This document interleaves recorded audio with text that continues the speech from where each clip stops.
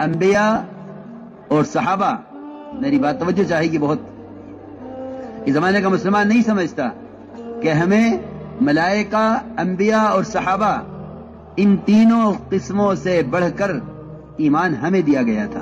تو سن لیا آپ نے کیسے کیسے فتنے بازار کے اندر آج کل عام ہیں، لوگوں کو نئے نظریے اور عقیدے دیے جا رہے ہیں۔ کس طرح یہ مولانا صاحب کہہ رہے ہیں کہ ہم کو جو ایمان دیا گیا تھا وہ انبیاء اور فرشتوں سے بڑھ کر تھا، معاذ اللہ۔ یعنی ہمارا ایمان زیادہ مضبوط اور قوی تھا، جو ہمیں دیا گیا تھا ویسا تو انبیاء کو بھی ایمان نہیں دیا گیا۔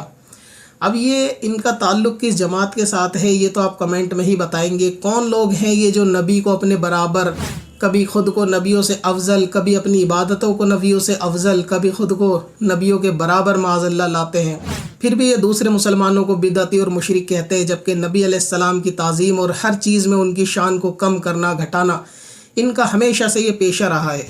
اب آپ یہ بھی جانیں کہ ان مولانا صاحب نے یہ نظریہ کہاں سے بیان کیا کہ ہمارا ایمان نبیوں سے زیادہ افضل ہے؟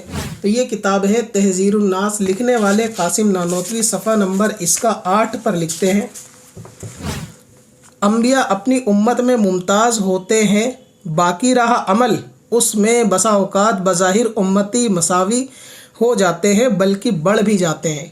یعنی یہ کہہ رہے ہیں کہ انبیاء اپنی امت میں ممتاز اور لیڈر تو ہوتے ہیں، لیکن عمل کے معاملے میں امتی نبی کے برابر بھی ہو جاتا ہے اور کبھی کبھی نبی سے بظاہر بڑھ بھی جاتا ہے۔ یعنی ان کے یہ بنیادی عقیدے ہیں کہ ہمارے عمل ایسے ہیں کہ ہم نبی علیہ السلام کے عمل کے برابر بلکہ ان سے بھی زیادہ عمل میں ہم لوگ آگے نکل جائیں گے۔ تو سوچئے 1865 کے بعد کس طریقے کے یہ عقیدے قوم کے اندر اور مسلمانوں کے اندر لے کر آ رہے ہیں۔ کیا اس سے پہلے کوئی مسلمان اس طریقے کا گھٹیا اور غلیظ عقیدہ رکھتا تھا کہ ہمارا ایمان نبیوں سے افضل ہے، کیا ہم نبیوں سے زیادہ آگے نکل سکتے؟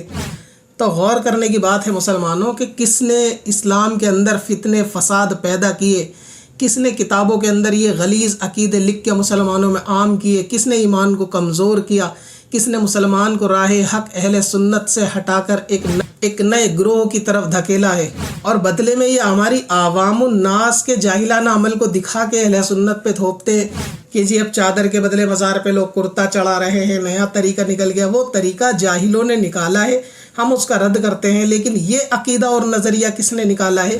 کیا یہ تمہاری جماعت کے جاہل ہیں جو کہتے ہیں کہ ہمیں انبیاء سے زیادہ قوی ایمان دیا گیا ہے؟ جاہل کا عمل دین میں حجت نہیں بن سکتا، لیکن عالم کا کہا تو دین میں حجت بن سکتا ہے۔